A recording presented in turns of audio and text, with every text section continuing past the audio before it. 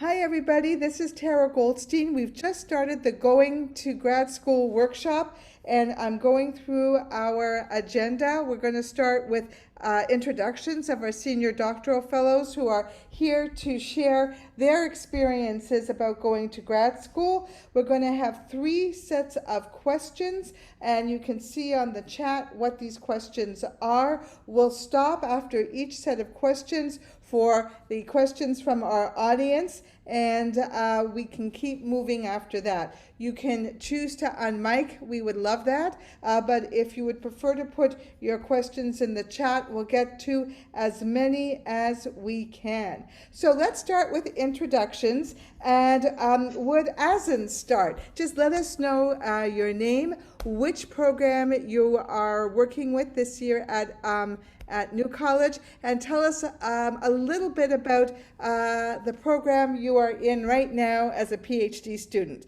So Asin's going to start.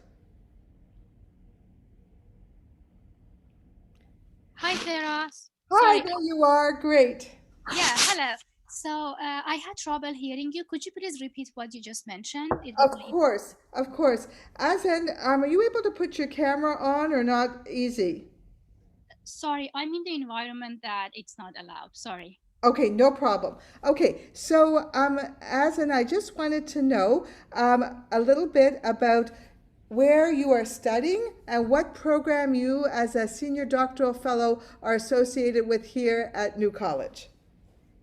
Sure. Hi, everyone. I am Azin. I am a senior PhD student at University of Toronto with the Department of Biomedical Engineering and under a clinical neuroscience platform. I'm working with Dr. Peter Carlin, who is a neurologist, and his lab is located at Toronto Western Hospital Research Center, also known as Creamwell Institute. And I'm glad to be here today. Thank you so much, Azine. Wonderful to have you here. Nicholas is next. Nicholas, do you want to say hi to everybody?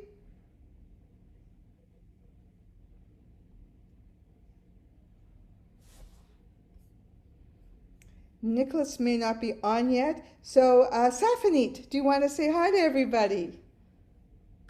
Hi, good afternoon. My name is Stefani. I am a PhD candidate in the Department of Social Justice Education at the Ontario Institute for Studies in Education. I am studying with Dr. Eve Tuck. And is there anything else you would like me to mention? What program are you associated with as a senior doctoral fellow? Oh, the Critical Studies in Equity and Solidarity. Excellent. Great. Thank you so much. That's wonderful. And our next panelist is Elizabeth. Elizabeth, do you want to say hi to everybody? Hi, everyone. Thank you for having me. I am also in the Department of Social Justice Education and at the Ontario Institute for Studies in Education here at U of T. And I am also a fellow in Critical Studies in Equity and Solidarity. I guess you had mentioned asking if we could say a little bit about the department, I guess. Yes. So I would. Social justice education takes an interdisciplinary and an intersectional approach to the study of education, very broadly conceived. So my work is broadly on culture, politics, and media. I also have an MA in political theory, and during my BA, I studied social movements. So just in case that's of use, we don't always go on the same kinds of trajectories through disciplines once we get to grad school. So that's, I think, a useful thing to keep in mind. Anyway, I'm already saying too much, so I'll let you go on to the next panelist. Oh, Elizabeth, you started us going, and you've already taught us a really important lesson that where you begin doesn't necessarily define what you might want to do in graduate school. Some of our panelists will have a much more narrow kind of journey, but as Elizabeth has just shared, you can expand your interests, keep on building in what you already know in different ways as you grow and your interests grow. So thanks for getting us started. Joanna, you're next. Hi.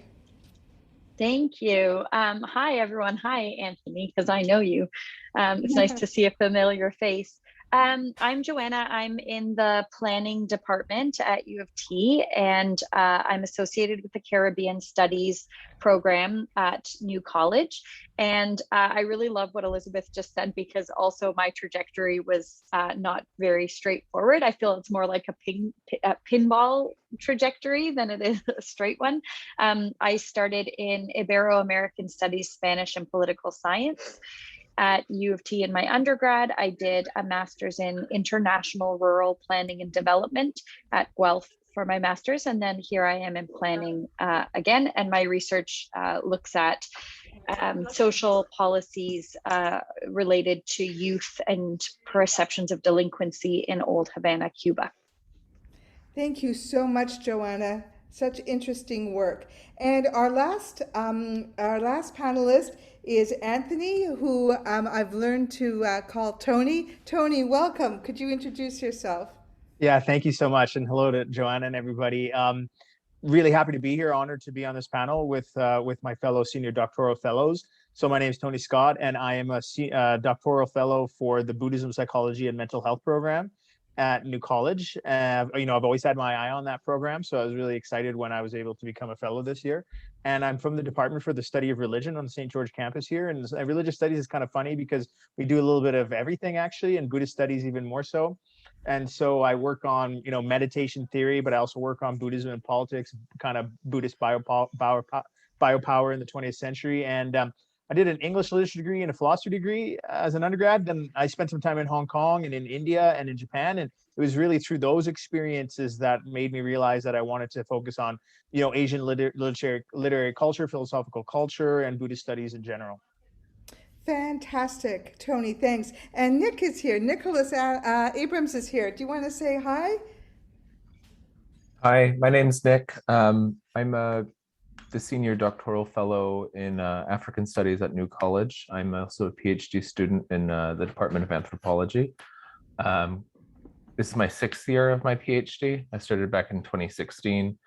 I had probably a more traditional route to grad school. I went in straight after doing my undergraduate at McMaster in anthropology as well, and moved straight into my sort of PhD from like an undergraduate thesis that I wrote in the final years of my undergraduate on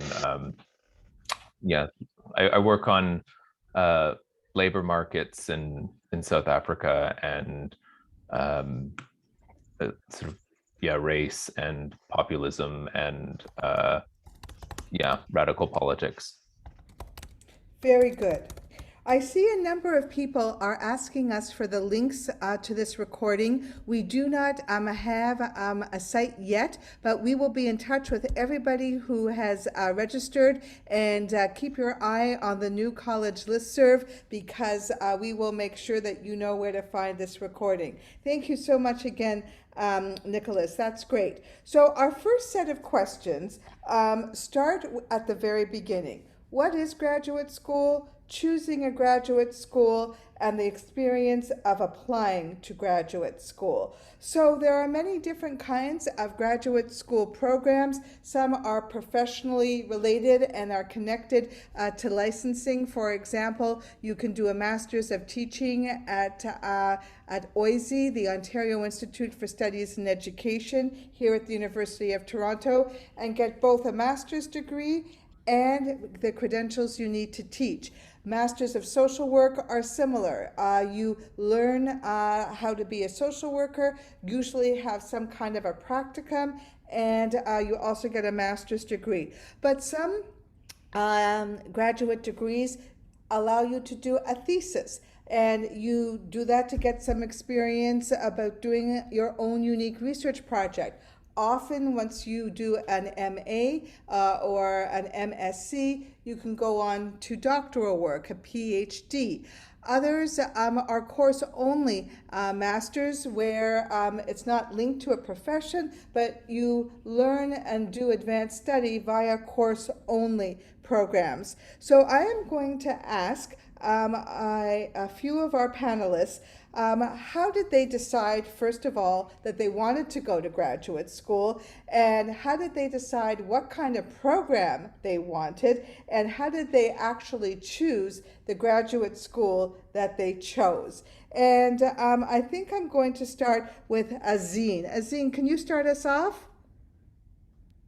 Yes, of course.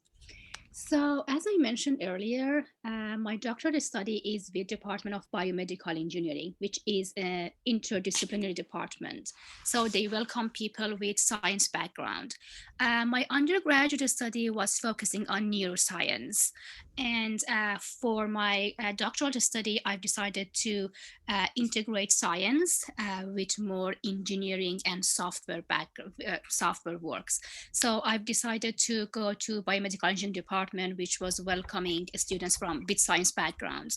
So what I did, I passed the courses which was necessary as prerequisite to get into that program, and I started my journey as a bioengineering student.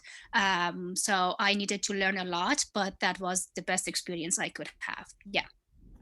Excellent. Thank you so much. Nicholas, can you talk a little bit to the same questions? How did you know graduate school was for you? How did you decide on the program? And how did you decide on your particular school?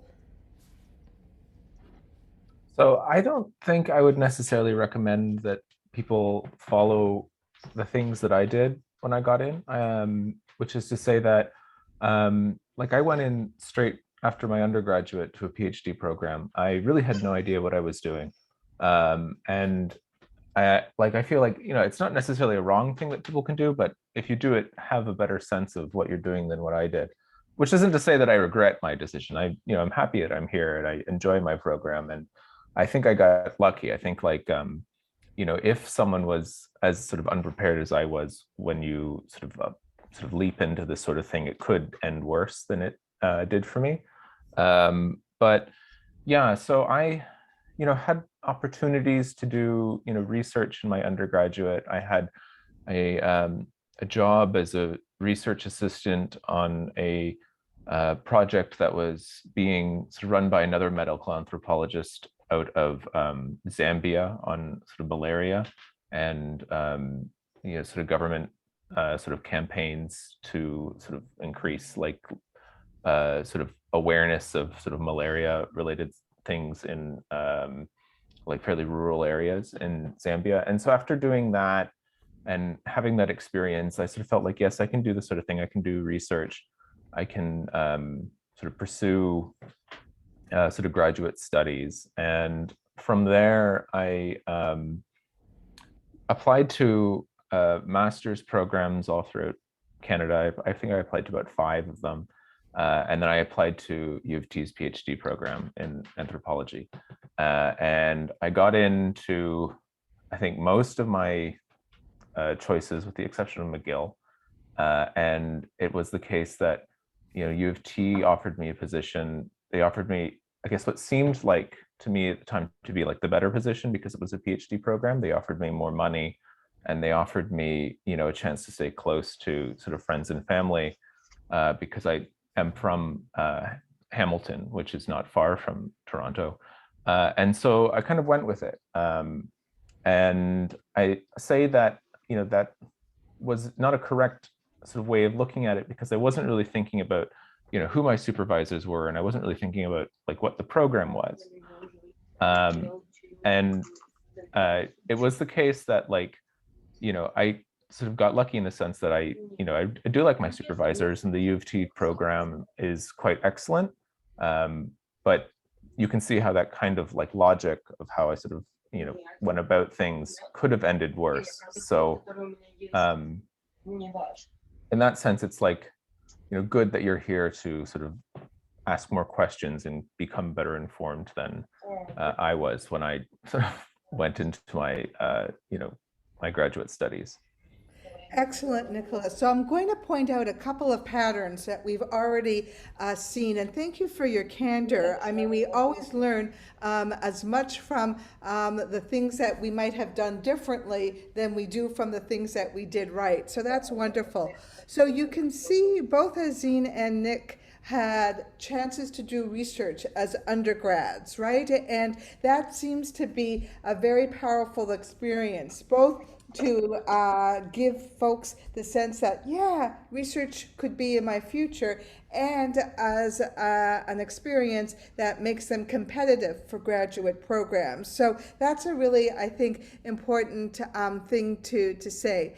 And whereas Nick didn't really have a particular need to do a master's because he did get accepted into the PhD, there is something to be said about taking a master's course and doing a preliminary thesis, because then you have a chance to figure out a little bit about where you are interested in going for the PhD. Nick also said something specific about supervisors. There's one thing to, it's one thing to apply to a program, it's another thing to apply to a program because there are people there doing research that you are interested in. And I think that that's really important. I'm going to go back to Azine. Azine, when you applied to your graduate program, was there a particular set of people you wanted to work with, or how did you choose that program? Are you thinking about my particular platform that I'm working on, like neuroscience? Yes, that's right. Yeah, exactly. So yeah, so if you go to any department, you could find a list of professors and what they do. I already knew that I'm interested in the brain and I want to do research with brain. So I went through all the possible candidates, like all the faculties who were working on the brain, and I did contact them. And as you just mentioned, I was lucky enough to have research experience during my undergraduate studies. The good thing is I worked in 2 different labs when I was doing my undergraduate, and both professors were working on the brain. So in particular, I got interested in one of the labs. This is the lab that I'm already working in. So that was my best shot, and I knew what's going on in the lab and I like what they do. So I follow up with the professor along with emailing other professors to like have other options as well. But ultimately, Dr. Carlin, who knew me through my undergraduate research professor, accepted me as a graduate student, which I think that worked well. Thank you. So you have 2 very different stories. One story of Azine trying to be very specific about the community that she was joining, and one from Nick where there were other things that helped him make his decision, very good funding, for example, but then he feels fortunate to have landed where he did in a community that is working and that provides good opportunities, but it was good fortune from, if I understand how Nick said what he said. Great beginning. Let's go to one more person before we open it up. Maybe even 2. We'll have some time for 2. Stephanie, do you want to talk a little bit about how you decided to go to grad school, why you decided to go to the program you did and to the school you did, and maybe now that we've opened it up, were you looking for a particular community or a set of supervisors? Yeah, so prior to me applying for my master's at OISE, so I began with my master's and now I'm in the PhD. But before I began the master's program, I was working full-time in Vancouver, which is where I did my undergrad and grew up. And I was looking, I knew I wanted to do a master's, and I knew that education as a field afforded a kind of interdisciplinary and a focus, like a kind of focus that I was interested in. At the time, I was really interested in going to OISE because of the scholars that were in the faculty, and more specifically in social justice education. These were people that whose work I had become familiar with in one way or the other towards the tail end of my undergrad, and people who I was interested in learning with and from, but I was not interested in doing research. I was very much interested in doing a professional master or a kind of like course-based master's, and then being done in 1.5 to 2 years and go back into the workforce. So that was I applied to OISE because I was very, very much just interested in this program. And I was, again, working full time, and I was not miserable in my job. So I was like, if I don't get into my master's, I'll just stay in this job and I'll reapply next year. So I had that a bit of flexibility that may be the case for some and may not be the case for others. Luckily I got in, and I moved to Toronto in September 2015 to start my master's. And it was my second semester and meeting my now supervisor through a course that I took that my kind of like brain blew up with like this amazing realm of like kind of work I was reading into at that time. At the same time, I was heavily involved with organizing that was happening on campus, and was becoming interested in the idea of like staying in Toronto, staying at the university for different personal reasons, but also really interested in thinking about the work that we're doing through a research project. And so that led me to developing a kind of sense of what my research proposal could look like and applying for the PhD the following year, so my final year of the master's. And I stayed in Toronto, stayed in my department very much because it made sense with the work I was doing, but also because I really wanted to work with that supervisor.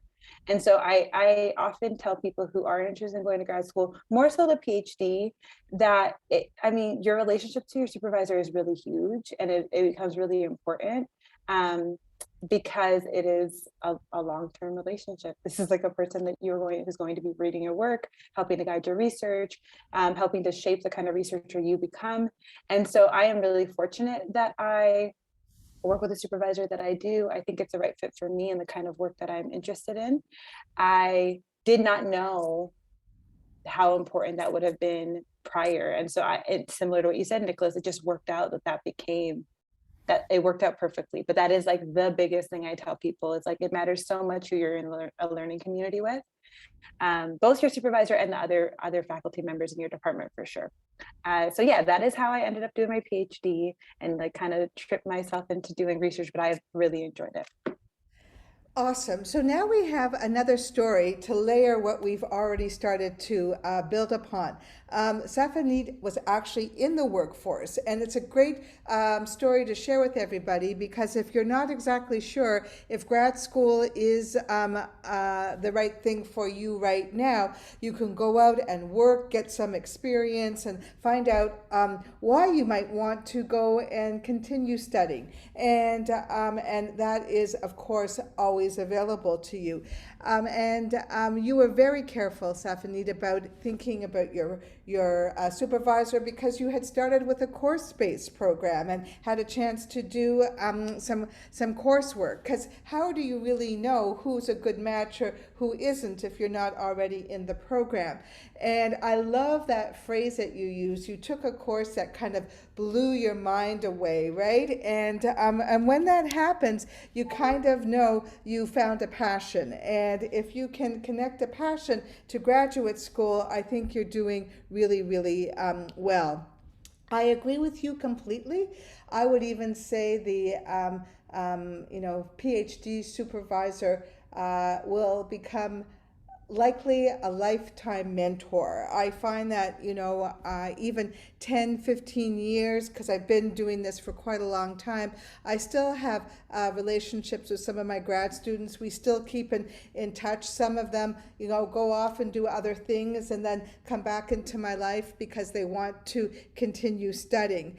And I just will say this, in case there are members of our panel who haven't had as successful a time of it as Nicholas and Safanit. If you get to a graduate program and it's not working out, your thesis supervisor turns out not to be the best match, or sometimes life happens and the person who you were supposed to be matched with goes on leave, or actually leaves the institution to go be somewhere else. Or you decide, you know what, after taking a course, I want something different. It's always possible to switch. It's not always easy, but I don't want folks to leave thinking if the decision I make and the circumstances that I find myself in at grad school are not ideal, I'm stuck. There is always room to find another way forward. I would say, out of all of the graduate students I've worked with, and I've worked with many, many, most, were well matched with me right from the beginning, but I would say at least a third were students who found me after they had been matched with somebody else and it didn't work out. So just so you know, we are absolutely, telling everybody how important that relationship is, but there are lots of opportunities to find somebody else if for whatever reason, through no fault of anybody's, it doesn't work out. The other thing, and maybe folks also on the panel might want to talk about, our thesis committees are usually, more than one person. There's your supervisor, but for a master's, there's another person on the committee, and for a PhD, at least 2 others.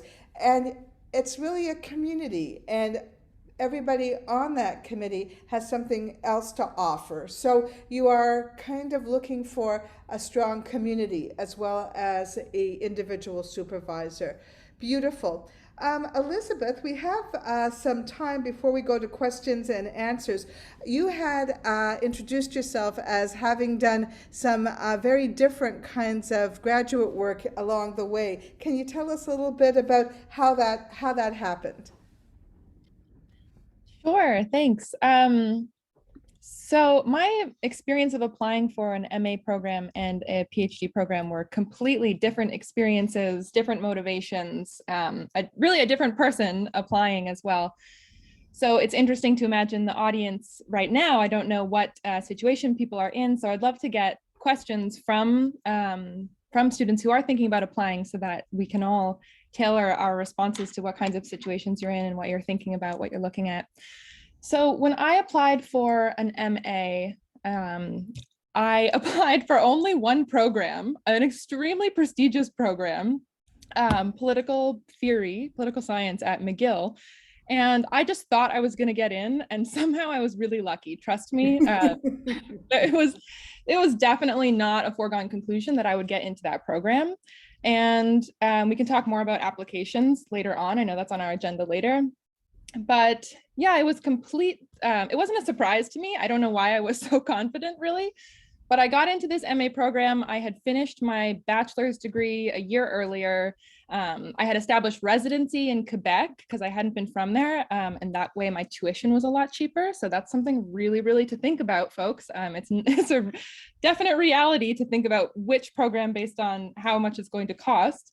So I applied to McGill. Somehow I got into McGill. And my experience doing the MA, it was 2 years long. I thought I was going to do all this research. I thought I was going to write a thesis. I thought I was going to find a supervisor. None of it panned out. It ended up being a brutal, grueling process. I think I only made it through the degree because I'm extremely stubborn. I don't know why, or like a rational person would have dropped out of that degree for sure, because I was not enjoying it. It was really, really hard. I wasn't able to sleep well. It was so stressful. And it was very strange. I'm a first generation college student or university student, and I was in a very, very elite and elitist environment.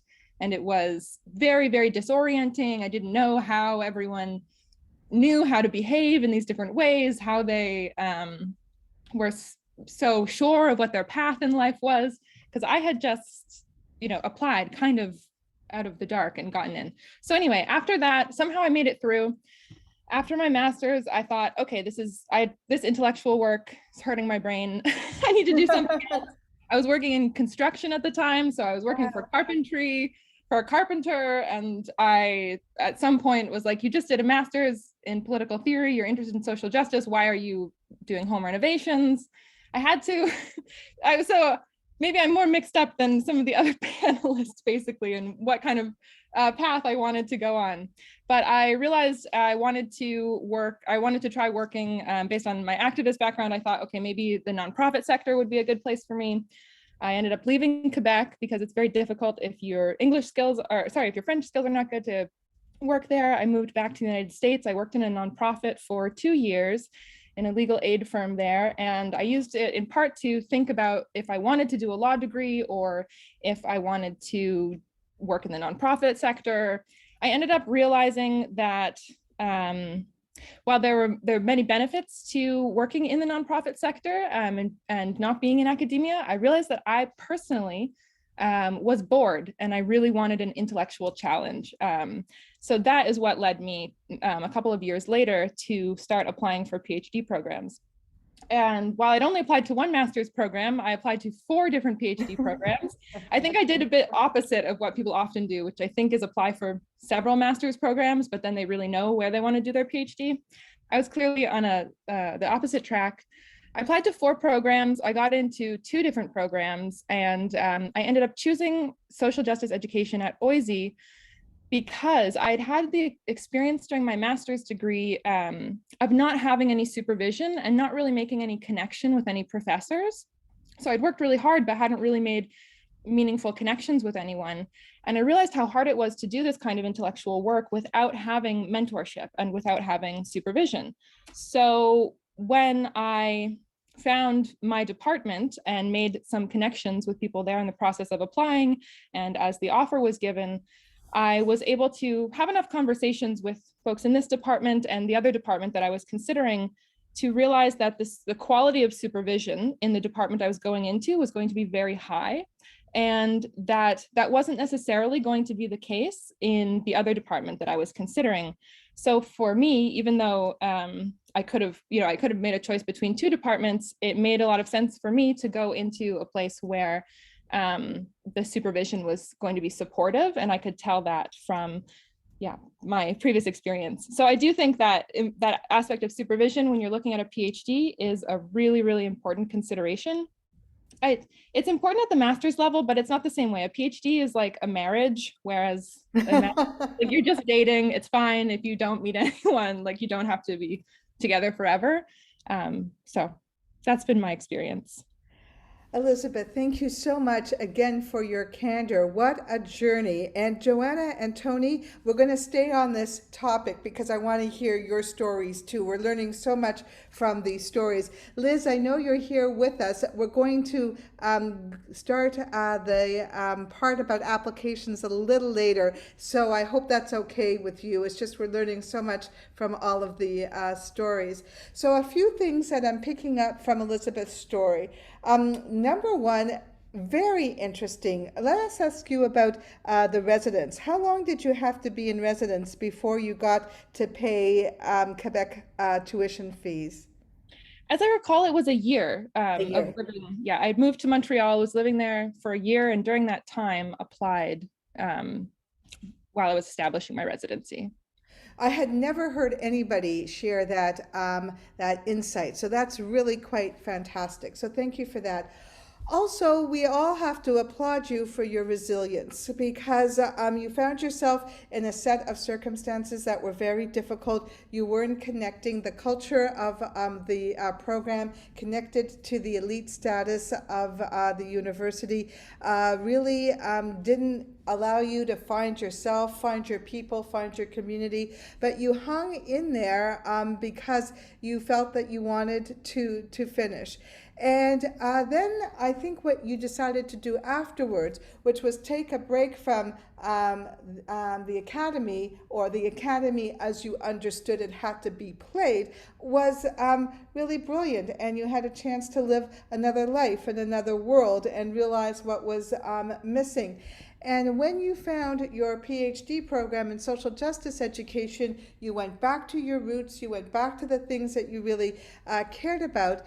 And I think what your story tells us is there are many ways to have an academic life. There are many ways to have an academic career. And the culture of different departments, the culture of different universities and programs can really make a difference. So here again, you may be lucky in the way that Nicholas was, but here research and talking to people who have graduated from that program or have, are current students, that's something you can ask when you are doing your research. Can you, hook me up with somebody who is studying right there, right now? That really helps.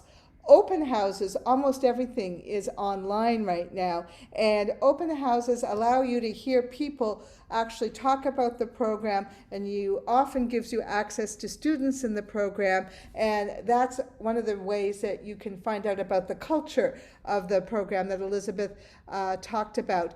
And you're keen, given your disappointing experience in your master's, your keen desire to find out how rigorous would that supervision be, right? Because there is a continuum. Some supervisors are very committed to their supervision practice. They have, regular meetings, often with all of the students that they are supervising. That's my practice, so that they develop a community, and the community can help each other. And some are very hands-off. Let me know when you have something for me to read, and that's how it goes. And so you need to know what you want, and where's the best place to get it. So I'm going to move to Joanna and then to Tony. Could we hear a little bit about your journey, how you made the decisions that you did? Yeah, and several people have mentioned things that also fall into my story. So I left my undergrad and was working. I was running a program for student exchanges, foreign student exchanges. And I come from a farming family, and I was running a small agribusiness for my father.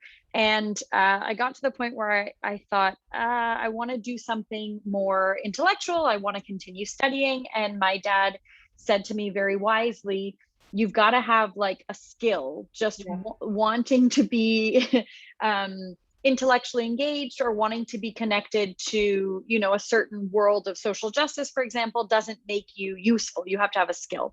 And his suggestion was like accounting, but I can barely add. So I decided not to go to accounting school. And so I started to look at programs. I just looked things up, and I got a little bit interested in the idea of planning. I didn't even know that it really existed. So I got a little bit interested. And then very fortuitously, I saw in the local newspaper, like a local newspaper that has like 8 pages in it, that's how small our town is, that there were going to be students from Guelph University's planning program in a community near me, because they were doing a project and they were going to be there collecting like public engagement information. And so I thought, oh, what if I just went there pretending to be a public engagement person and actually asked them questions about the program? And that's what I did.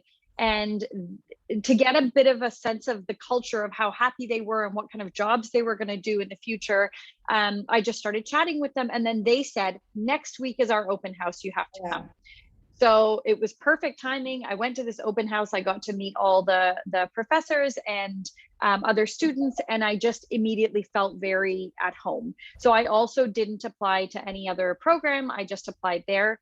And I think that wasn't a bad thing, because I was able to focus I knew that's what I wanted. I was able to focus all my energy on that application. And luckily I got accepted. And I, again, after my master's, was like, ugh, I'm done with academia. I want to work in the real world.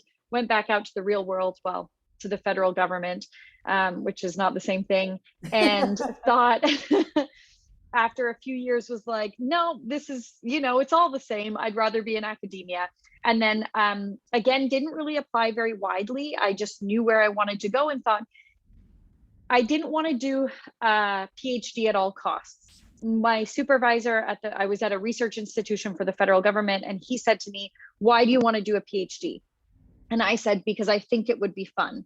And he said, then you can do a PhD. If you told me because I want to get a job that requires a PhD, I would say, don't bother. There aren't that many of those available. So I just decided I would apply for the program that I was interested in. And if I didn't get in, it wouldn't be meant for me. And again, I focused all my attention on that application, and that's where I ended up. Similarly to what I think Elizabeth was saying about finding supervision, I remember I came also to the open house at U of T, and the professor I wanted was not at the open house. And so I spoke to other professors, and one of them suggested to me that I, connect with someone, because she had regional specialization in the region that I worked in.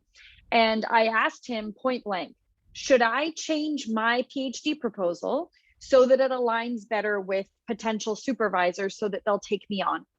And he said very much like, I'm not sure if it was Stephanie or Elizabeth said, like, this is a long-term relationship.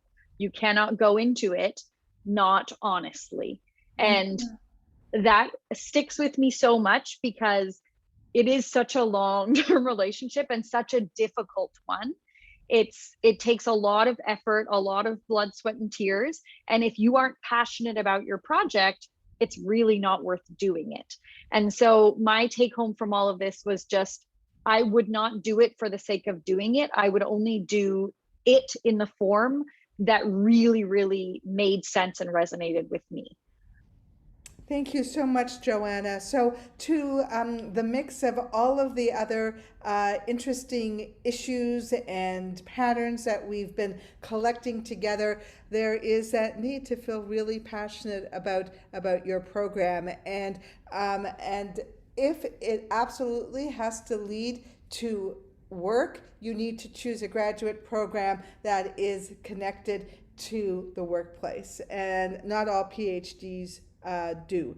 Excellent. Okay, Tony, can you spend some time telling us how you made the decisions that you made? Then we're going to get ready for some questions, and then my great colleague Liz Newberry from the Writing Center is going to tell us about the programming that she has in place and the resources she has in place to help people with grad school applications. Okay, Tony, the floor is yours.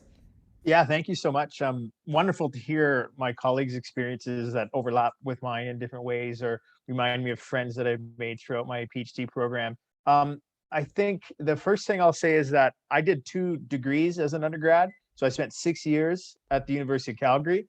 And I think the one kind of catalyst that really brought me into academia was creating personal relationships with professors as an undergrad.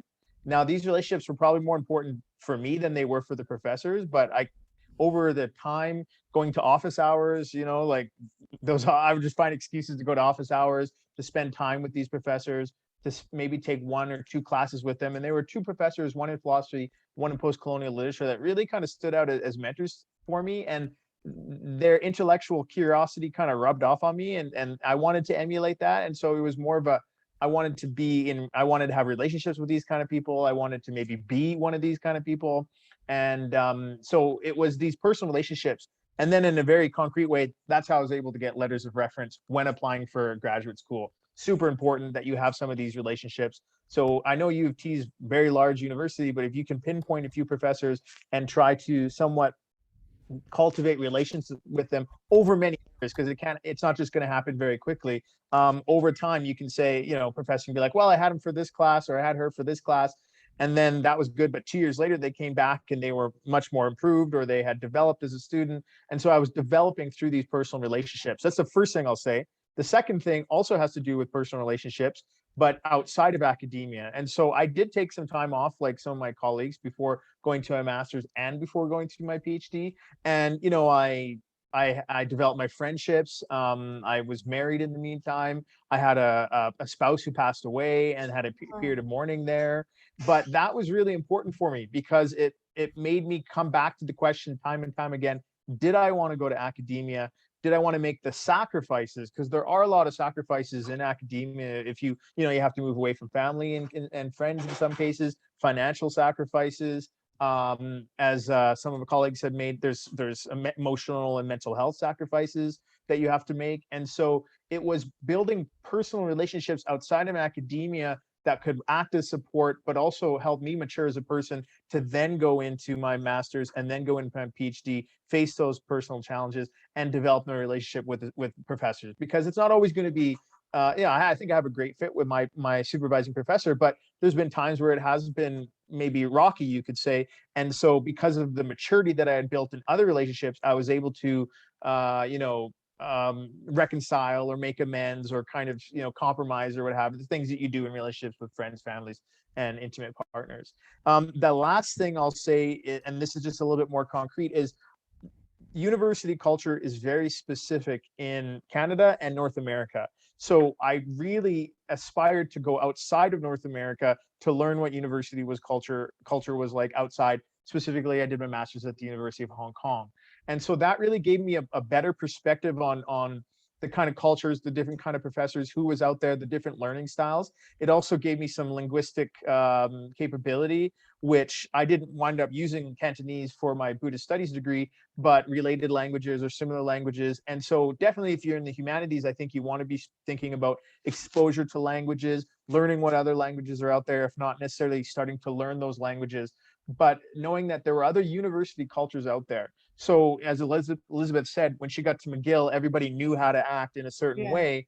For me, I knew that there was a different way I could act and still be successful or still be true to myself and to my colleagues. And so I really think it's important that you try to take a moment to do your master's or PhD. PhD is more of a commitment, but master's for sure. Take a risk on your master's. Go somewhere where you're not as familiar with or you're not as comfortable with, and that way you can learn that there's other alternatives out there and that you don't necessarily have to emulate everybody around you.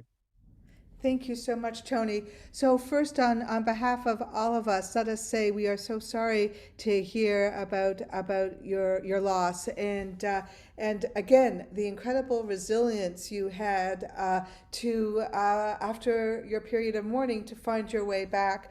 I really, really think everything you said about creating relationships in undergrad, and we know in a place like U of T that's not easy, but even the hot tip of going to office hours and, making sure that you take advantages of any extra little workshop like this one, so that people know that you are interested, right? And again, the importance of open houses. And I really, to create those relationships.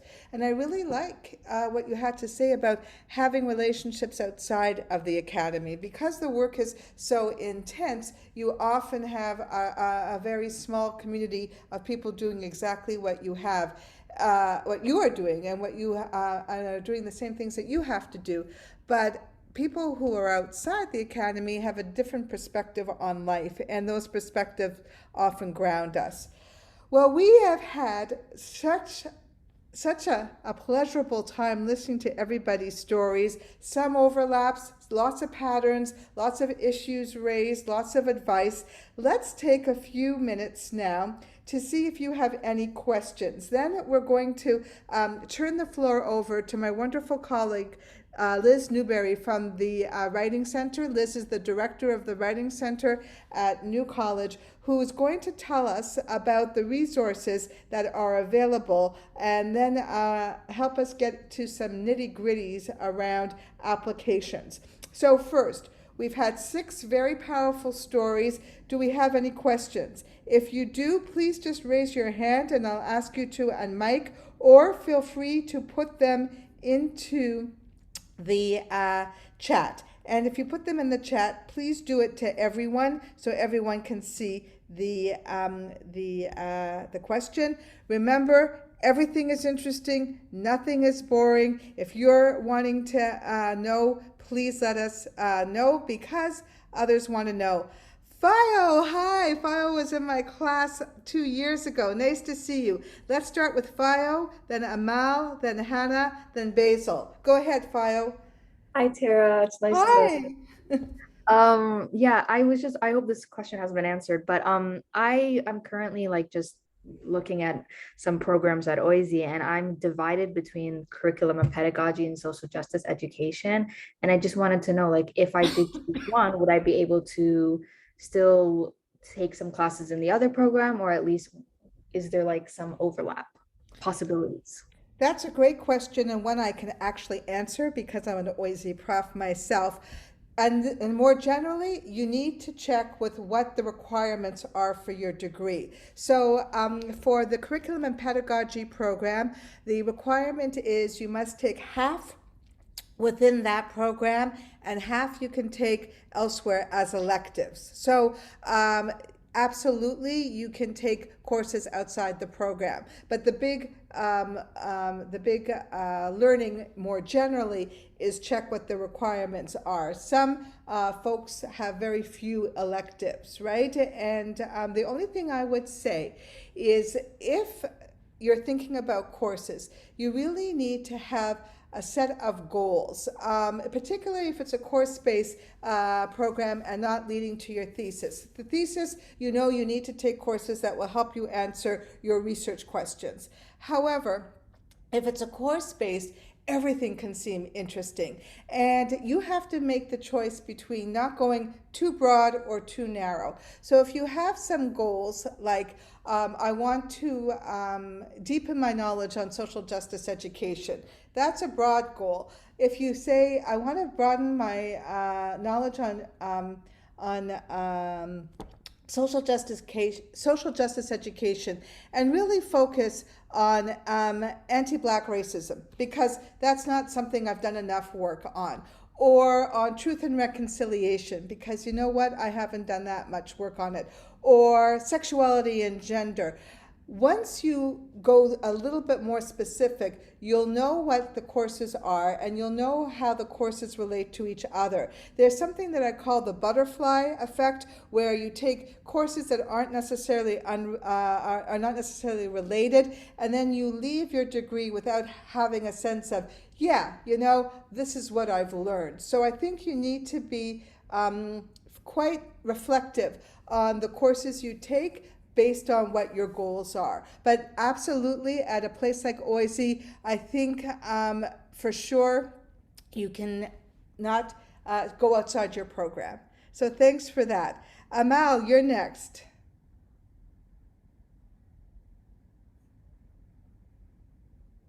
So sorry. Hi, everyone. Hi. Doing well. My question was, I'm graduating this year and I'm applying for my master's for next year. Honestly, I was part of all these workshops and from get-go, but at the moment, I feel a bit overwhelmed of exactly where to start. I did email from the last panel discussion I was in. I did hear you guys say that, you know, stay in touch with the professors during September as early as you could, email them for reference and so on. But I don't know, I just feel like overwhelmed with this process again right now. I'm trying to get into social work, a master's degree program. And honestly, I just have 2 kids at home. So it's been overwhelming, and I'm trying my best to not kind of lose that passion. I worked with nonprofit for over 10 years and I came as a mature student to U of T. So I don't know, I was wondering what advice would you be able to give me? And I'm so sorry for the background noise. No problem. No problem. I'm going to turn that over to the panelists, and I'm going to frame the question in specific terms. So it will deal with the feeling of being overwhelming. As Amal figures out what to do, can you name 1 or 2 things that she or they can do to make sure that it doesn't get too overwhelming? Our panelists, do you have a tip of how to make the work connected to going to grad school less overwhelming? So if you do, just unmute and say, I think this thing might help. How do you make it less overwhelming? Tara, I Yes. have a question, and I'm not sure if this exists. I'm not sure what if Amal, if you're at the St. George campus, but like I'm part of a Grad Connects mentoring program through UTM, I think has it, where they connect graduate students and faculty with undergraduate students who are hoping to go to graduate school. So last year, I worked with a student who was finishing in the pandemic and didn't quite know what to do. And we went through the whole process of philosophizing about whether or not he should go to grad school, to thinking like shopping for grad schools and then programs and then professors, and then actually writing the application, including his OGS application and CHIRC applications and things. And that was a really I think it helped him a lot. And it was a really, it was almost like being in a course, because I would send him a message and say, send me this by this date so that I have time to review it. And it kind of kept him accountable. So I don't know if that exists in a formal way at the St. George campus, but even if it doesn't formally exist, setting it up informally with somebody in the department that you might have a relationship with might be helpful. Joanna, can you give us the link of that program for UTM? And I will find it right now. Yeah, great. And Liz, do you know if we have a similar program at St. George? And if the answer is no, and with Zoom, maybe you can connect with somebody via the UTM program. The idea is of finding an informal mentor, right? Somebody who's willing to, a grad student who's willing to help you through the journey. That's an excellent idea. So there we go. And here comes the link. And Liz said they haven't heard of such a program, but it sounds wonderful. It certainly does. So check out the UTM link. These days, I don't see why you couldn't make good use of that. The website actually says that registration is still open now. Great, perfect. Excellent. Okay, so thank you both for that. Go ahead, Azine. Sorry, Tara, before you move on from this topic. So Yeah. I know there are two programs at St. George campus, CPEN and GLSE. They are mentorship programs for undergraduates, but only for science students. So I don't know whether they accept humanities or not, but it's still, it doesn't hurt to check them. So Could you put the links in for us? And GLSE. They are two programs for connecting mentors to undergraduates. And I've been mentoring in those programs myself. Oh, fantastic. Great. For science students. Okay, Hannah, you're next, and then Basil, then Alan, and then Ivan. And then we're going to give Liz the floor. Okay, Hannah, go ahead. Yeah, before I begin to start asking questions, I just want to say thank you to all the panelists who share a great story about how to choose a graduate school. So right now, I'm planning to apply 4 different programs at OIZ and eventually apply PhD to work in school settings. But I don't know if going to PhD and master will give me a job stability. Like recently, I'm having trouble to get a part-time job, and job stability became really important than ever before. So I want to ask that question. So let's make it a little broader, Hannah. Thank you so much. For education, of course, getting credentials to teach in a school is a very typical job path. But more generally, after folks go all the way to study for a doctoral degree, can folks talk a little bit about the employment they did find as a result of being a graduate student? So did being a graduate student offer you opportunities? One that I'm thinking of that comes to mind easily is being a TA. Often the TAs in our undergraduate courses are graduate students. But beyond TA-ship or maybe a research assistant with the profs you are working with, what other opportunities, if any, came your way because you were a graduate student? And anybody on the panel can answer that. Yeah, I'll just say very quickly that, I mean, at the beginning of a PhD program professionalized me like crazy. It turned me from like a real kind of someone who I wouldn't give an office job to or trust with like a long-term project to now I have the confidence in myself to do these long-term projects. I mean, it's a type of management, really, because you have to deal with so many emails, you have to deal with so many different people, you have a project that you want to take that's going to take 3, 4, 5 years in some cases. And so I really feel like as I try to get a job as an academic, but I'm also considering jobs outside academia, I feel like, I'm someone that is competent, can be relied on in terms of these long-term projects and collaborative projects at that. So that's the first thing I'll say. A little bit kind of not very tangible, but I think there are some real concrete skills I learned.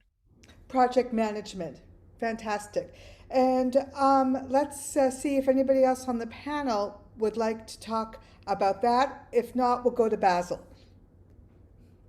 But apart from like TA contracts and course instructor contracts, I was once offered like a part-time short-term contract at a public relations firm. I didn't take it, but I was offered it. And that's the only other like work experience that I've had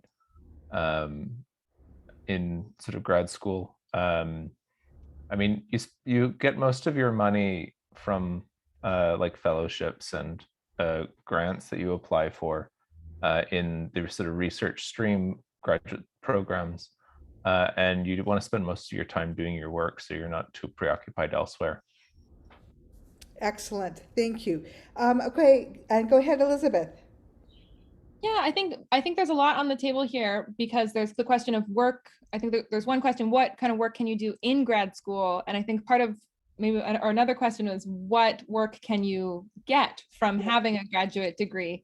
And I would just underscore what Tara said at the beginning was really important about the different types of graduate degrees and the different types of master's degrees, because you can get a master's degree in the humanities or social sciences that might teach you how to do lots of things and might teach you, might make you really smart, but it's not necessarily going to be recognized in the working world for the truly valuable experience that it probably was.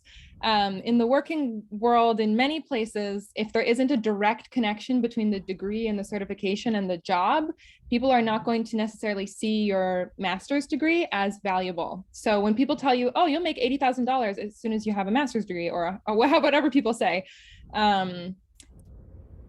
it's only some kinds of master's degrees that are related to jobs. And I think that's important to understand. But during your master's degree, if you're going into a master's degree, make sure that you're funded, you'll have a funding letter if you're funded, and you want to make sure that it includes sources of funding like a fellowship or TA-ships, because during a master's degree, you're really not going to be able to have time to go and find a research contract or go and find a TA-ship. You will only be able to do things that you have the time for. During a PhD, you have a lot of time to find work as an invigilator or a research assistant or teaching assistant teaching courses. But during a master's degree, you need to make sure your department is going to set you up with a certain amount of funding to make it feasible for you. And just one small thing I would add on as well is that I had experience in the nonprofit sector and in the private sector that made me a much better graduate student. So I came to grad school having a lot of administrative and organizing skills that were really valuable,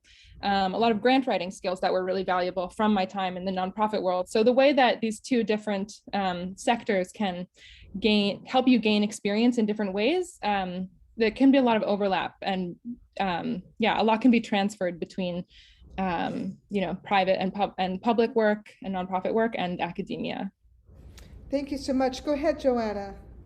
Yeah, I just want to build on what Elizabeth said, and maybe kind of contradict what Nicholas was saying a little bit, because in my experience, there were opportunities to do, sometimes small research contracts outside of even my field.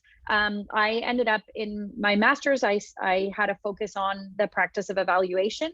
And in my work after my master's, I did evaluation work. When I came to my PhD, the professional experience that I had attracted somebody who wanted me to do evaluation work for them. And it has definitely slowed down my progress. And I think it has made me more employable. Because my intention was not to finish my PhD as quickly as possible. It was to get as much out of the process and the time here as possible. And being a PhD student who could be employed under these research contracts, for example, allowed me to, do all sorts of jobs that I wouldn't have been considered for if I wasn't here.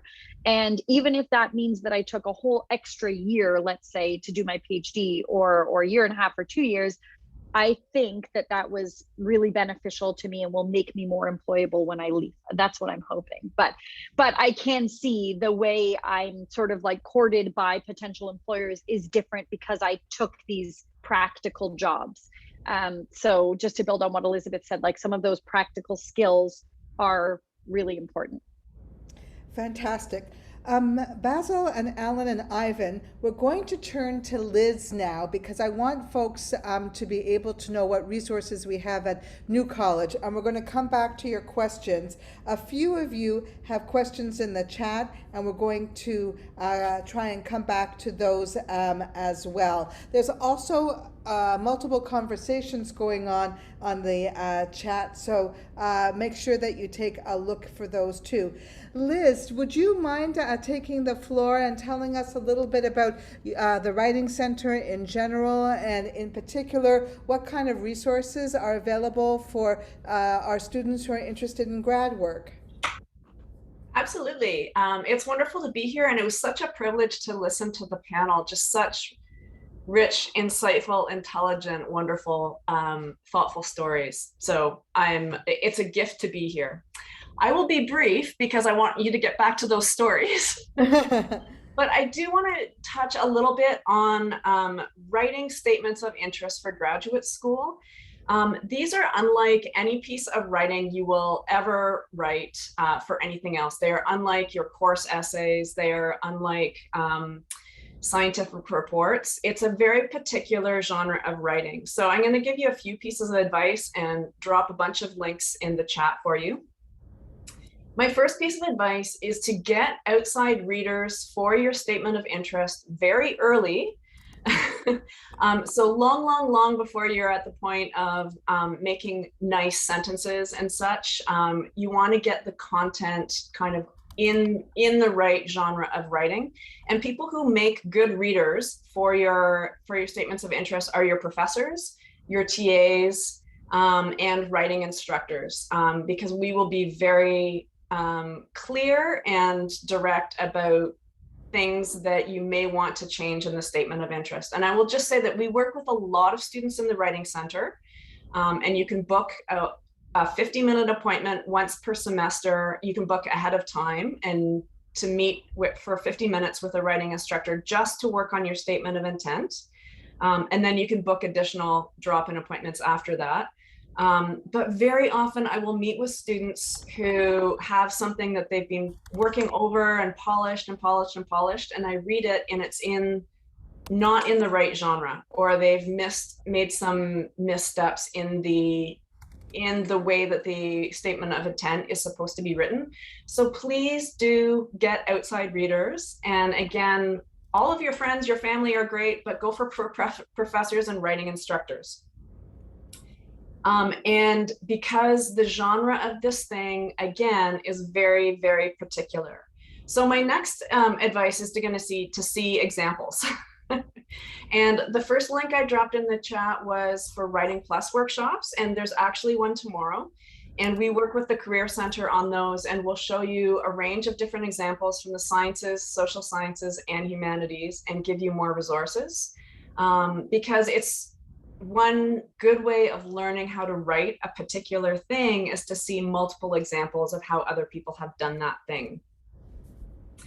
The other key thing that I see in mistakes in statements of intent is students undervaluing their previous experience, or not recognizing the strength of it. And so sometimes students come in and they say, well, I don't have any research experience, or I've never published anything, but they've presented in front of their lab group, right? Or they've written maybe a course paper that involved empirical work of some sort. So anything that you have done that involves creating knowledge and communicating that knowledge, even if it's not a publication, is valuable. And language is spoken as well. Or if you have published for a popular magazine, or if you have a blog, all of those things show you to be a good scholar or have good scholarly potential. I'm throwing a couple more links in the chat now. So you can book Writing Center appointments at New College if you're a New College student or in a New College program. And if you're in another college, you can go to that college as well. For additional help, you can also come to our writing room, which is a drop-in space, and you can bring your work multiple times over the semester. And if you are an alumni, you can also use the writing room to get help on your personal statements. If you're an alumni, you cannot access Writing Center appointments at the moment. And I'm sorry, I'm multitasking because I'm pasting in links and I'm a terrible multitasker. So I'm just going to throw in a couple more links here of other resources. We also collaborate with the Career Center. So I think that link should work. We collaborate with the Career Center and on these kind of one-day, they used to call them boot camps, but they're events where there's workshops. You can meet with a career educator, writing center instructor, peers, and just work on your statements while you're at these events. And these are online this year. And so there's another one coming up next month. The last very helpful resource that we have at New College is a Quarkus site where I house as much information as I can gather on how to negotiate graduate and professional school applications. And I put it all on the Quarkus site. And I'll also send out announcements about upcoming events through that Quarkus site. So if you are not already if you're not already on that site, what you can do is email us at newcollege.writingcenter@utoronto.ca and ask to be added to the grad school Quarkus site. And as long as you have a UToronto email address, you can get on there. I did send out automatic invitations to everyone who was in fourth year, but we may have a wider audience here. So those are some of the basic resources. And again, do come see us, do talk with your professors about your applications as well, because we can get really specific about what makes an application in a specific field strong. Liz, that was amazing. Could you put the email of the Writing Center so folks who want to get on that Quarkus grad site can do so? Amazing. So you should make sure that you take down all of these links, even though it's overwhelming. You may not need them right now, or you may not know where they're going to be. You keep a resource list, so when you are ready, you have them all there. I also, while Liz was speaking, put some of the handouts that have been handed down to me by my predecessor, June Larkin, and these are some of the samples that Liz has talked about. Just before we go back to our panel and the questions that we haven't answered yet, Azine, there is a student who has direct messaged you who is interested in CPIN. And if you could check your direct messages in the chat, maybe you can connect with her. It's golden. Or is it sent to me privately? Yeah, it should say direct message. Okay, yeah, I found it. Thank you. Okay, awesome. Okay, Basil, your turn. What's your question? Hello. Is this microphone working? Yeah, you're good. Perfect, thank you. So I'm glad that there are a few people from OIZ here, because my question concerns OIZ, and I'm in critical studies and equity and solidarity, and I really enjoy the program, and it's something that I find extremely meaningful. And of course, there's no direct graduate program, and I've spoken to people who have told me that the graduate program for CSE is essentially an OIZ in social justice education. But I've spoken to someone who completed their PhD in OIZ, and they told me that it was very limiting for them in terms of options, and that they felt like they couldn't really get out of the education specifically after completing their PhD there. And so I'm wondering kind of if you and others in OIZ here have comments on kind of being interested in kind of pursuing that literature in critical studies and equity, but being a little hesitant around OISE and the prospects of education? Okay, so I think there's a couple of ways we can answer Basil's question. If you're interested in equity studies, but not necessarily the field of education, are there other places where you can find people who have a critical lens on an area that you're interested? So maybe Nicholas can talk a little bit about anthropology. And the folks who are in OISE, do you find that the focus really is on education, or have you met folks who are interested in equity in other areas but are using the frameworks they're learning in the education program to help them in different ways? So for the OISE folks, have you met folks who are doing equity work outside education? And for the other panel members, in the areas that you're in, Azine is in the sciences and Nick is in anthropology, are there ways, you have to probably do a little digging, but are there ways to find critical perspectives that are not necessarily named equity and social justice, but nonetheless will give Basil what he wants? Yeah, I can respond to that. Great. Like take a first go at it. So I will say that in parts of OISE, so you had named social justice education specifically, and I would say in that department, it definitely is more focused on equity and critical studies, less, and it is not so overburdened by like the field of education.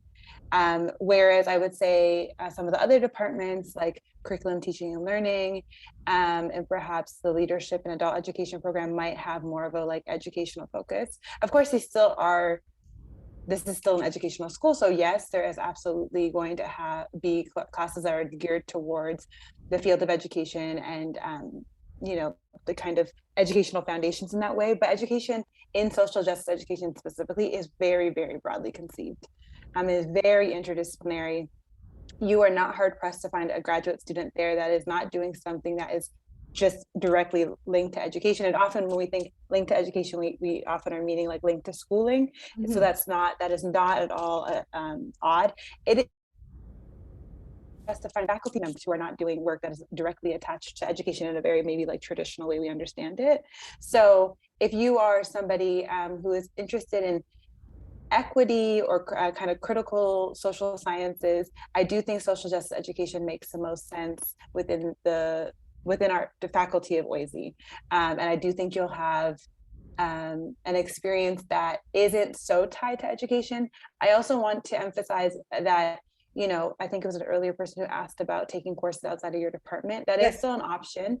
So you are, the expectation is likely the program will expect you to take either half or majority of your course requirement within your home department, but you are welcome to take outside classes. And so for me, what that has looked like in my undergrad is taking courses in the Women and Gender Studies Institute. So like not at OISE, and that has helped to also offer some courses that aren't directly available in my home department. You'll also find that faculty members in social justice education are cross-appointed to other faculties for this exact reason, that it is quite interdisciplinary. So again, my supervisor is cross-appointed with Women Gender Studies Institute. So yeah, so I hope that helps to clarify that a bit. That's a great answer. Just before we move on to Alan, Nicholas or Azine, if folks are interested in a critical perspective within the programs that you know about, is that possible? If they do a little digging, could they find that? Absolutely. Yeah, for sure. You know, like, various disciplines have like various centers of gravity in the way that like the politics of the sort of faculty and people who make up their discipline, like where they lie. And I'd say that like it's not hard to find sort of people in anthropology who you might see eye to eye with, and find like supervisors who you would enjoy working with in that regard. Their like approach to things, I mean, like it's a different discipline, right? And so like you have to sort of think about if you're interested in pursuing graduate school because you're interested in these ideas that you've learned about in your current department. Like it is a different discipline, and so it's like especially if you're moving from like something in the humanities to something in the social sciences, you'd have to be sort of prepared for like transitioning to what that kind of research would mean. But no, absolutely, it is possible to find people interested in who sort of put social justice at the sort of forefront of their sort of approach to their research in anthropology and sociology and political science and many of these other departments. Fantastic, Nicholas. Azine, what about your department? If folks wanted to take an equity perspective around some of the programming that's involved in your school, could they find it there? Well, I assume it would be a possibility. It's a multidisciplinary department and they welcome every kind of ideas. Like I have a friend, she's doing social studies, like within biomedical engineering department. And what they do, they look at the stats from like poor regions around the world, and they like with specific kind of programming, they help to improve their life. I don't know what she does exactly, but like I know what she's doing, it's more type of social science rather than science itself.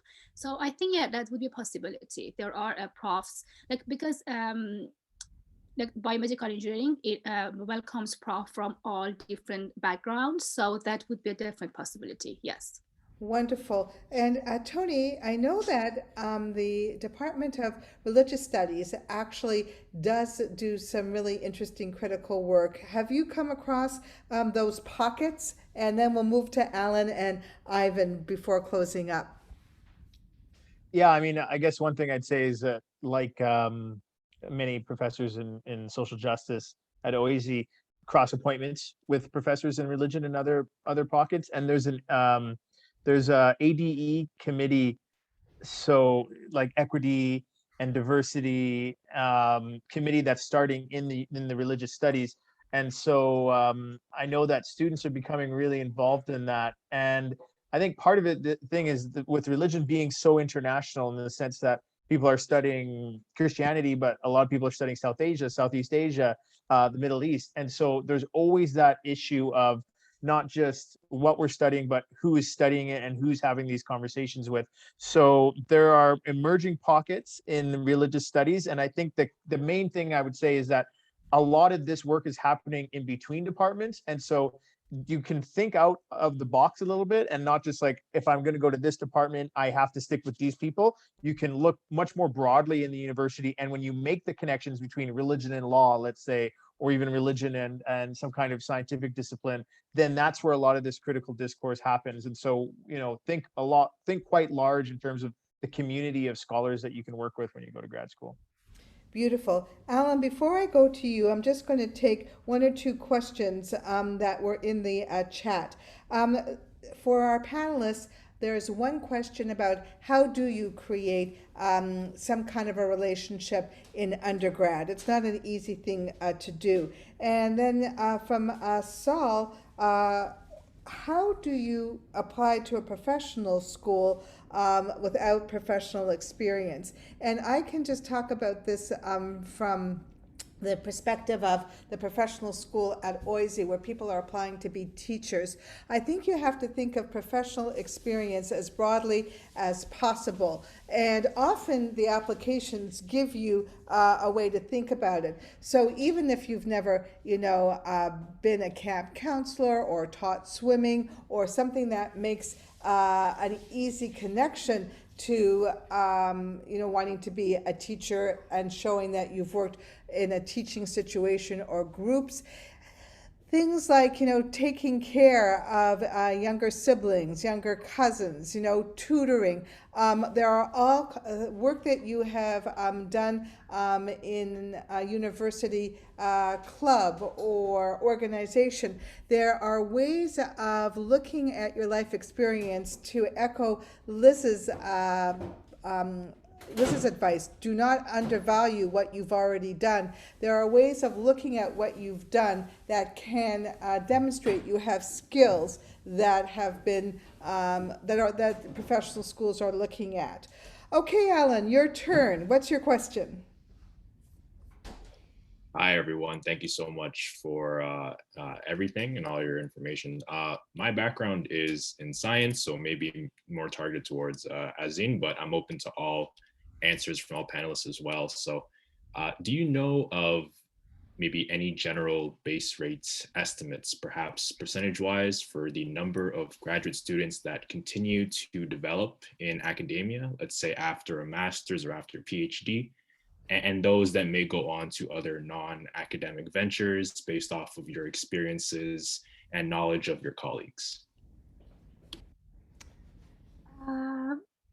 Thank you for your question. So to be honest, I don't have a stats, but assuming when you say academia, you mean become a faculty, like a professor. But I have Colin here, who is a professor, and she says it's about 10%. So 10% of the PhD students would end up in academia, like go toward like tenure track or faculty. And is that what you are asking? Yeah, generally I was using the word academics as broadly as possible, maybe to include like if you're a PhD now and you're doing postdoc stuff, or I didn't want to specify here. Maybe like 30% or 40% of the students go to postdoc, and 10% of them end up in faculty position. And Alan, it might surprise you, but there are many PhD students who at the end, they decide to not stay in academia. Not because they can't get it, because they don't want to be there. It's not easy to be a professor, especially nowadays. It's not easy. This might not be a good thing to mention, but it's not easy to handle the students. They come up with all sorts of different problems, and you have to apply for grants all the time. Basically, it's labor. So many students at the end, they decide to not follow the faculty or tenure track, and they end up in industry or they open up their own startups. But yeah, percentage of postdocs are much more than 10%, maybe 30, 40%. Thank you, Azin, and thank you for opening it up. It's beyond our scope today, but there are many things that one can do with a PhD that go beyond being in the academy. Okay, we are coming very close to 4:30. Ivan, if you could tell us your question, and Sarmad will try and find time for you too. Go ahead, Ivan.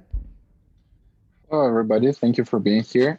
And actually, I have a question specifically for Azin, because I am doing genetics and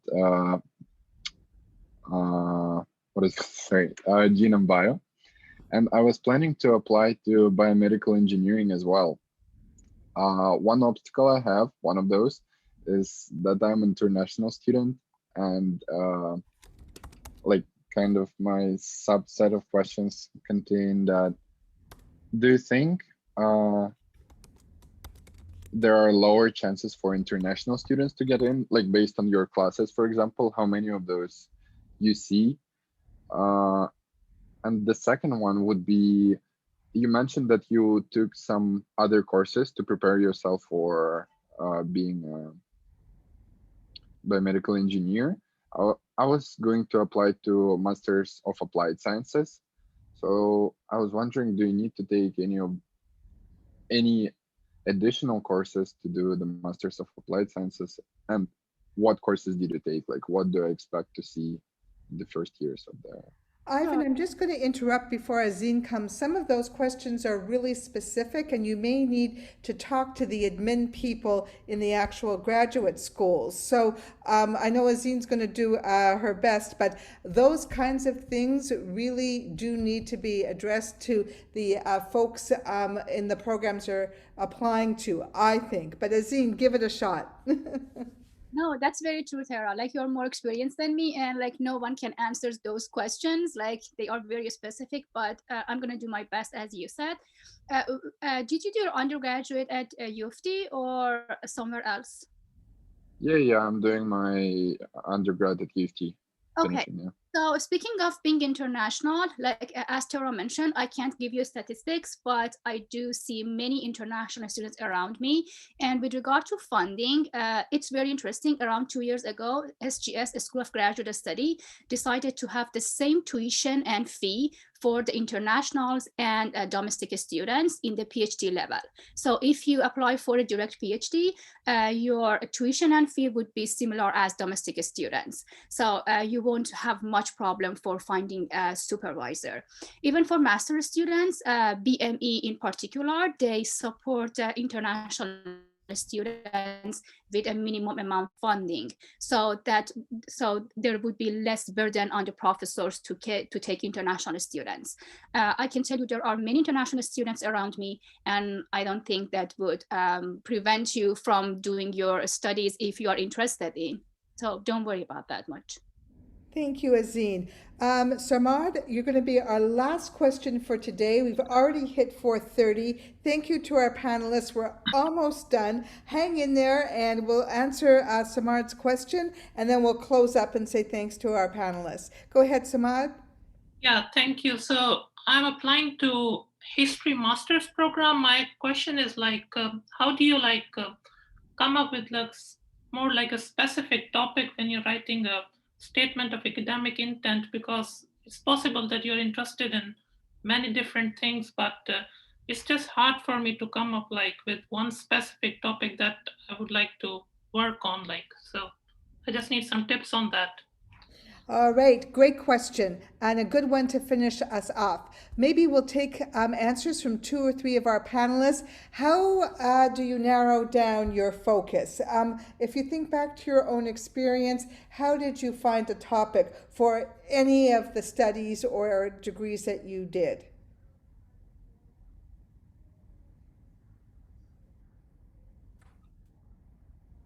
Well, I think that you can remember that your topic can change once you get in, so when you're writing the statement, you should write what you think can tell the most convincing narrative, that you have a sort of really coherent idea. Stick to one.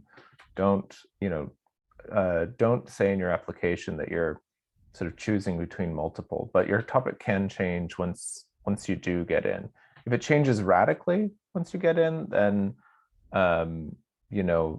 then that might be a problem, in the sense that you might be in the wrong program or you might be with the wrong supervisor. But my dissertation has turned out to be way different from the topic that I chose when I sort of wrote my initial statement of intent 6 years ago.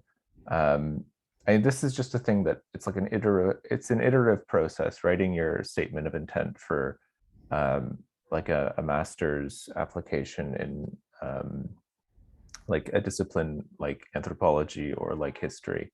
You really I don't know how I came up with mine, other than I sort of picked up on the ideas that I found most interesting from my undergraduate, and sort of synthesized them into a proposal that I thought had a sort of cohesive, singular argument. And I don't know what else to say in terms of other than just get people to read it and give you feedback. Go to the workshops that your department might put on. give help. Talk to the professors who you want to apply to, because they may give you feedback. They may not, but they may be willing to sort of give you feedback and help you sort of narrow down your topic. But go into it sort of knowing that like this is just a proposal, and you're eventually going to sort of learn more in the program that you enter, and so your proposal will evolve, right? I had a professor who once said to me, when he entered he was talking about his experience at the Stanford anthropology department. He said that the people who came out of the anthropology degree at Stanford, the people who had the best projects in the end were the people whose projects looked nothing like what they were when they were proposing them. And so it's a sort of a natural process. Don't be afraid to try and come up with just what you have, and understand that it's provisional and it's a working document. Well, I think on that note, that's a great note to close our panel with. Don't be afraid, things evolve. These are all very powerful messages. Would everybody help thank my fantastic panel of Senior Doctoral Fellows for everything that they have shared with us? They spent 90 minutes with us, and I think we've all learned so much. So could we all just put a big clap on our screens and just say thank you, thank you, thank you, thank you, thank you so much. The thank yous are now coming into the chat as well. Your expertise, your stories all helped a lot of people here. We had about 80 people here at one point. That's a lot of undergrad students who have benefited from your knowledge.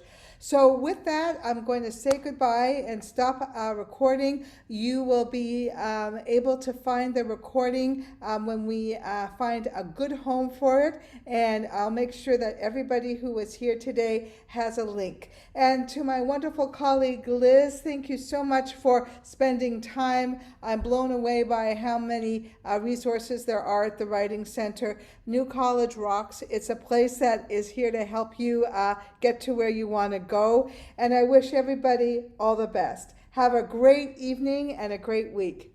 Ciao. Take care, everybody. Take care.